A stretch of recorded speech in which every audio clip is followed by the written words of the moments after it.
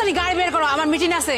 বললাম না আজকে আমার কাজ করার কোনো মুড নেই, অন্য কাউকে বলেন, আমি পারবো না। আচ্ছা একটা কথা বলতো, তোকে যে কাজ করার জন্য আমি টাকা দিয়ে এখানে রাখছি, তুই যদি সে কাজ করতে না চাস তাহলে তোকে তো টাকা দিয়ে খামাখামা রেখে কোনো লাভ নেই, তাই না? হ্যাঁ ম্যাডাম, আপনি ঠিক হয়েছেন। আপনি টাকা দিয়ে কর্মচারী রাখবেন কাজের জন্য, আর সে কাজ করবে না, তারা রাখবেন কেন? তারা বের করে দেওয়াই উচিত। আর শুনুন, আমি আজকের দিনে না কোনোখানে যাব না। আজকে এই যে সুন্দর আবহাওয়া, এই আবহাওয়ায় আমি মৌজ করব। আমি ক্যান্টিনে যাব, যাই সিঙ্গারা খাবো, ফুচকা খাবো, যাই হোক খাওয়া দাওয়ার পরে আমি মৌজ করব। কিন্তু আজকে আমি কোনো ডিউটি করতে পারবো না। এই তুই কি পাগল হয়ে গেছিস নাকি? কি যাতা সব কথা বলতেছিস? শোন, যদি ভালো চাস তো তাড়াতাড়ি যা গিয়ে গাড়ি বের কর, আমাদের কিন্তু দেরি হয়ে যাচ্ছে, না হলে কিন্তু ঘর ধাক্কা যেখান থেকে বের করে দেবো। আচ্ছা ঠিক আছে ম্যাডাম, আমি যাব। দেখছেন ম্যাডাম কিভাবে সোজা করতে হয় এসব ছোট লোকদের? এতক্ষণ তো বলছিল যাবে না যাবে না, যেই একটু ডোজ পড়ছে অমনি দেখেন সোজা হয়ে গেছে, এখন যাওয়ার জন্য রাজি হয়ে গেছে। হ্যাঁ ম্যাডাম, আমি যাব, কিন্তু 2 লাখ টাকা লাগবে। কি 2 লাখ টাকা? তোর কি মাথা খারাপ হয়ে গেছে? তোকে 2 লক্ষ টাকা কেন দিব? হ্যাঁ ম্যাডাম, 2 লাখ টাকাই লাগবে। এই জন্য যে আজকে তো আমার মুড নেই, আজকে হলো বেড়ানোর মুড, মৌজ করার মুড।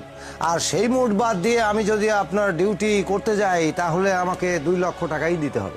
দেখ, তোকে আমি প্রত্যেক মাসে স্যালারি দেই এই কাজের জন্য, তুই এখন বলতেছিস 2 লক্ষ টাকা দিতে? তোকে কেন টাকা দেব বল? দেখুন ম্যাডাম, চিন্তা ভাবনা করে কোনো লাভ নাই। এই গোটা মহল্লায় আজকে সব ছুটি, একটা ড্রাইভারও আপনি পাবেন না, শুধু আমি। আর আপনি তো অফিসে যাচ্ছেন, কোটি কোটি টাকার বিজনেস, হঠাৎ করে আজকে যদি মিটিংটা ক্যান্সেল হয়ে যায় না, কোটি টাকার উপরে লস যাবে। তার চাইতে একটা কাজ করুন, আপনি আমাকে 2 লক্ষ টাকা দিন, আমি আপনার ডিউটি করছি। আর তা যদি না হয় না তাহলে আমি ডিউটি করব না। আরে তুই এসব কি বলতেছিস? তোর যখন চাকরি ছিল না, রাস্তা রাস্তা ঘুরে বেড়াচ্ছিলি, তখন কে চাকরি দিছে? আমি। আর আজকে যখন তোর জীবনে সচ্ছলতা আসছে, তুই এখন আমাকে এরকম করতেছিস? এখন আমার কাজের জন্য আমি তোকে টাকা দিয়ে রাখছি, আর এখন আমার দরকার, তুই সেই সুযোগে সদ্ব্যবহার করতেছিস যে তুই বলতেছিস তোকে 2 লক্ষ টাকা না দিলে তুই এখানে যাবি না। আসলে তুই হয়েছেটা কি বলতো? শুনুন ম্যাডাম, আমি আপনার এখানে এসেছিলাম 15,000 টাকা বেতনের কথা বলে।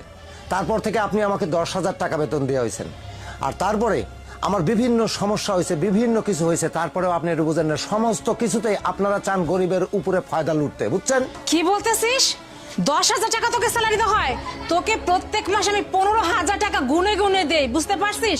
এই প্রিয়া, ও কি বলতেছে? ওর মাথা কি ঠিক আছে? ও কেন বলতেছে ওকে 10,000 টাকা স্যালারি দেওয়া হয়? ম্যাডাম, আমি কোনো ভুল কোনো কিছু বলতেছি না, বুঝছেন?